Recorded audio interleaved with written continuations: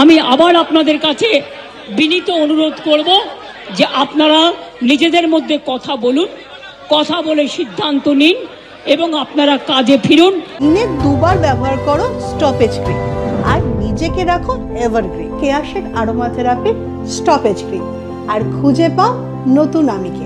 আপনারা আমার ভাই বোন, এটুকু জেনে রাখবেন, আপনাদের জন্য সিম্প্যাথি, আমি কোনো অ্যাকশন নেব না। আমি ইউপি পুলিশ নই।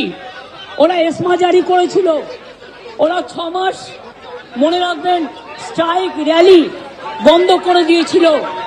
আমি এসব করব না। আপনারা নিশ্চিন্ত থাকুন, কোনো ডাক্তারের বিরুদ্ধে, কোনো কারো বিরুদ্ধে কোনো অ্যাকশন নেবার আমি বিরুদ্ধে। সুপ্রিম কোর্টে কেস চলছে, মনে রাখবেন 17 তারিখেও ডেট আছে। আমি চাই না আপনাদের কোনো ক্ষতি হোক। আপনাদের দিদি হিসেবে আপনাদের কাছে আমি অনুরোধ করতে এসেছি। আমি মুখ্যমন্ত্রী নই, আমি মুখ্যমন্ত্রী হিসেবে বলতে আসিনি, আমি আপনাদের দিদি হিসেবে বলতে এসেছি। তাহলে আপনাদের অনুরোধ করব, আমার কথা শুনুন। আগেও আপনাদের সমস্যা আমি সমাধান করেছি এবং আবার আমি করবার চেষ্টা করব। আমাকে একটু সময় দিন।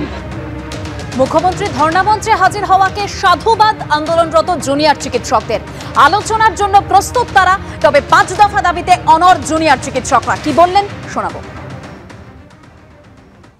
মাননীয় মুখ্যমন্ত্রী রাজ্যের অভিভাবক, তিনি যে কোনো জায়গায় আসতে পারেন। আমাদের যে ধর্ণামঞ্চে এসেছেন এটাকে আমরা ওয়েলকাম করছি। আমাদের যে আন্দোলন, সেই আন্দোলনের প্রতি সমর্থক বলে আমরা এটাকে মনে করি এবং একজন অভিভাবকের দিক থেকে এই দৃষ্টিভঙ্গি থাকা উচিত। এই দৃষ্টিভঙ্গি আজ 34 দিন পরে কেন, আরো আগে হওয়া উচিত ছিল বলে আমি মনে করি। কিন্তু ঠিক আছে, রাগ গোসা জেদাজিদের কোনো জায়গা নয়। আমি মনে করি যদি তিনি চেয়েছেন আলোচনা করতে, আমরা আলোচনা করতে রাজি আছি। উনি যেখানে বলবেন, যে কোনো জায়গায় বলবেন, যে কোনো সময় বলবেন। আমরা আধ ঘন্টা 40 মিনিট একটু সময় চেয়ে নিচ্ছি, শুধুমাত্র আধ ঘন্টা 1 ঘন্টা সময় চেয়ে নিচ্ছি।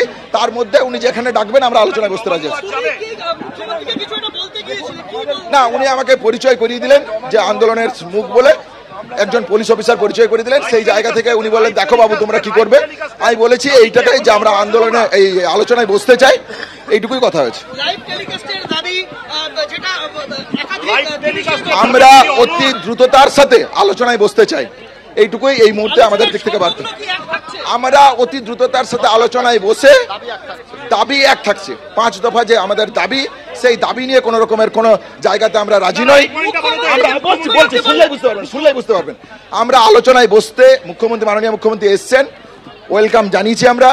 উনি আলোচনায় বসতে চাইছেন, আমরাও আলোচনায় বসতে চাইছি 5 দফা দাবি নিয়ে। মুখ্যমন্ত্রী একটা কথা বললেন যে জাস্টিসের স্লোগান উঠছিল, মুখ্যমন্ত্রী বললেন সিবিআই এর কাছে যেতে, জাস্টিস চাইতে। সিবিআই এর কাছেও আমরা যাব, মহামান্য আদালতের কাছেও যাব, কিন্তু রাজ্যের অভিভাবক হিসেবে তার যে দায় আছে, তার যে কর্তব্য আছে এবং আন্দোলনকারীদের কাছে তার যে 5 দফা দাবি আছে, যে দাবি নিয়ে আমরা বসতে চাইছি, সেই অভিভাবক হিসেবে তার কাছে আন্দোলনকারী ছাত্রছাত্রীদের প্রতিনিধি হিসেবে আমরা আলোচনার টেবিলে বসতে রাজি আছি। উনি বললেন যে আমি সিএম হিসেবে আসিনি, আমি আপনাদের বড় বোন হিসেবে। আমি এটা কি একটা অলিভ ব্রাঞ্চ, এটা আলটিমেট? না, কল্পনার কোনো জায়গা নয়। আমরা মানবিক মুখ দেখিয়েছেন, যেমন আমরা 35 দিন থেকে আমরাও মানবিক মুখ দেখিয়েছি। তাহলে আমরা আলোচনা চাই। বারবার যে কথাটা আমরা বলে এসেছিলাম, আজকে মাননীয় মুখ্যমন্ত্রী যদি মনে করেন যে কোনো মুহূর্তে আমাদের সাথে আলোচনায় বসতে, আমি প্রেস বন্ধুদের মাধ্যমে জানিয়ে রাখছি যে আমরা আলোচনায় বসতে রাজি আছি। মানে উনি আসার পর কি অগ্রগতিটা কি ঘটলো? অগ্রগতি কিছু নয়, আলোচনায় বসতে চেয়েছেন। প্রথম যে 2টো মেল এসেছিল, সেই 2টো মেলে তো কোথাও মাননীয় মুখ্যমন্ত্রী বসার কথা ছিল না। দ্বিতীয় মেলে উনি বসতে চেয়েছিলেন, আমরাও নবান্ন গিয়েছিলাম, কিন্তু সেটা কয়েক গজের দূরত্বে সেই বৈঠক সফল হয়নি। আজ মাননীয় মুখ্যমন্ত্রী এসছেন, আমরা সেটাকে ওয়েলকাম করছি, আমরাও আলোচনায় বসতে রাজি আছি। জুনিয়র চিকিৎসকরা তারা স্পষ্ট জানিয়ে দিলেন যে তারা আলোচনা চাইছেন, 5 দফার দাবি নিয়ে তারা আলোচনার জন্য প্রস্তুত রয়েছেন। আজ সরাসরি মুখ্যমন্ত্রী মমতা বন্দ্যোপাধ্যায় আলোচনার জন্য, অর্থাৎ জুনিয়র ডাক্তারদের সঙ্গে কথা বলার জন্য পৌঁছে যান ধর্ণাস্থলে। এ নিয়ে লকেট চট্টোপাধ্যায় কি বলছেন শোনাবো।